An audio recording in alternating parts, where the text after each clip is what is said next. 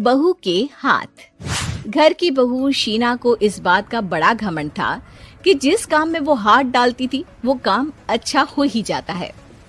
शीना की हर बात में हाथ का इस्तेमाल जरूर होता था। एक दिन शीना का पति आकाश उससे कहता है, कल जो वो भिंडी बनाई थी ना तुमने, वाह वाह वाह वाह, मजे आ गए।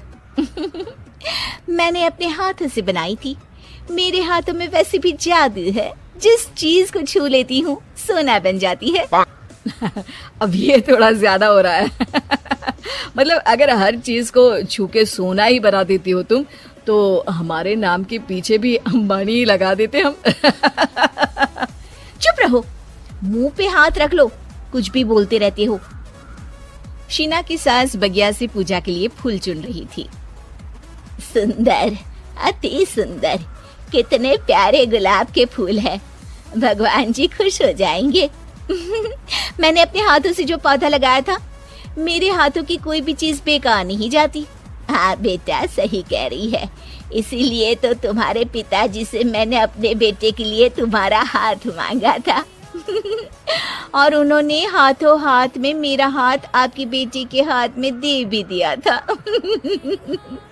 हाँ बेटा, वो तो है, पर मुझे ये बता, तू ये हर बात में हाथ क्यों बीच में लेकर आती है? माँ जी, पंडित जी ने हाथ मेरा देखकर नैनीताल में कहा था कि मेरे हाथ जगन्नाथ हैं। मेरे हाथों से कभी कोई काम नहीं बिगड़ेगा, तो मेरे हाथों की तारीफ तो मुझे करनी पड़ेगी ना। हाँ हाँ, ठीक ही कह रही हो। वैसे तो मिलाओ हाथ इसी बात पर। शीना को न सिर्फ इस बात पे गर्व था कि उसके हाथ से सब अच्छा होता है, बल्कि घर के सारे काम भी वो पहले अपने हाथ से करती, फिर कोई दूसरा उन कामों को कर पाता। एक दिन शीना कपड़े धो रही थी। अरे घर में वॉशिंग मशीन है तो सही, खुद क्यों थक रही हो? कपड़े पहले मेरे हाथ से धुलेंगे, फिर वॉशिंग मशीन से। पहले हाथ की सफाई, फिर मशीन की धुलाई। अगर आज डाकू गब्बर सिंह होता ना, तो वो ये हाथ मुझे दे दे ठाकुर तुमसे जरूर कहता, और मैं तो दिलवा भी देता तुम्हारे हाथ। हर एक काम में हाथ बटाओ, ज्यादा जुबान न चलाओ, वरना दूंगी एक उल्टे हाथ से। क्या दोगी? कपड़े दूंगी, लो निचोड़ो। ऐसे ही एक दिन, अरे बहू, ये सोफे पर चढ़कर हाथ से पंखा क्यों घुमा रही हो? माँ जी, क्योंकि मेरे हाथ से घूमेगा तो ज्यादा अच्छे से हवा देगा। अरे बेटा, फिर तो तुम गाड़ी का पहिया भी हाथ से घुमा के मायके जाया करो। एक बार आकाश ने घर पर कार लाने की बात छेड़ी। माँ, सोच रहा हूँ कि एक कार लेकर आता हूँ। ले ले बेटा, क्यों नहीं? अरे पैसे हो तो हवाई जहाज भी ले लेना। हाँ, पैसा तो हाथ का मेल है, ले लेते हैं। इस हाथ पैसे देंगी, उस हाथ कार ले लेंगी। मुझे तो लगता है कि बहू कार भी अपने हाथों से धक्का लगाकर घर लाएगी। वो तो नहीं करूंगी, लेकिन सबसे पहले स्टीयरिंग पर हाथ मैं ही लगाऊंगी, ताकि गाड़ी का आना शुभ हो। अरे घर ले आने तो दो, फिर हाथ लगा लेना। लेकिन शीना नहीं मानती। अगले दिन ही सब कार लेने जाते हैं। शीना सेल्समैन से कहती है, भैया ये कार बहुत पसंद है, पैक कर दो। अरे ओ भाग्यवान, 2 मीटर कपड़ा नहीं है जो पैक करवा ले, जरा चला कर तो देखने दो। यस सर, बिल्कुल, टेस्ट ड्राइव कीजिए ना। अरे नहीं नहीं, सबसे पहले मैं हाथ लगाऊंगी गाड़ी को, मेरे हाथ अच्छे हैं।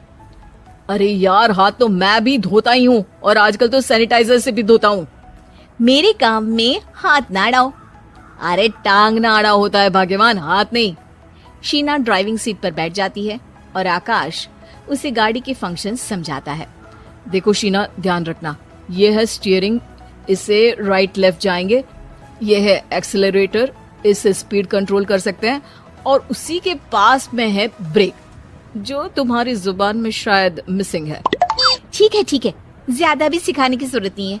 मेरी माँ तो कहती है कि मैं अगर अपनी शुभ हाथ लगा दूं तो जग घूम जाए, तो ये स्टीयरिंग क्या चीज है?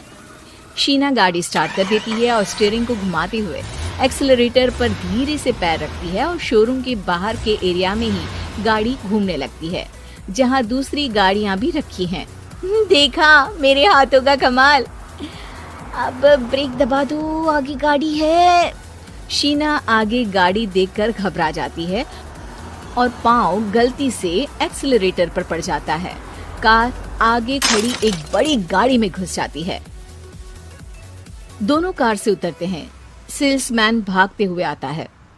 अरे 7 लाख की गाड़ी खरीदने आए थे और 15 लाख की गाड़ी ठोक दी। Oh my God. आकाश की माँ, आकाश और शीना घबरा जाते हैं। इतना सारा पैसा कहाँ से आएगा? तभी वहाँ मैनेजर भी आ जाता है। पूरा माजरा समझता है। अरे टेंशन मत लीजिए, गाड़ियों का इंश्योरेंस था।